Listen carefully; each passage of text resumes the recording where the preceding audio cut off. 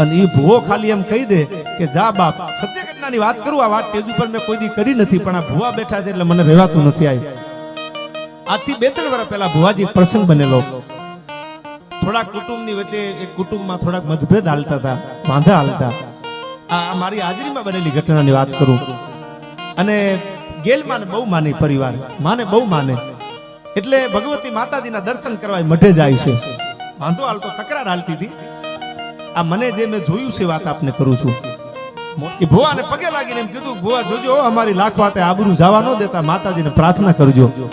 અને ભુવાએ માથે હાથ મેલીને કીધું તું, બાપ તમે આના થડે માથું મૂક્યું છે, ભલે તમારી માથે હજારો વેર હોય, તમારી વાહે ભલે દુનિયા મારવા ફરતી હોય, પણ તમારો એકલો અને હોને હોહરો પડી નીકળે ને તો માનજો ભાડલાની ગેલ બોલી હતી. હો સાહેબ, આ હવારમાં ભુવાના આશીર્વાદ લીધા અને બપોરે 12 વાગે બગડાટો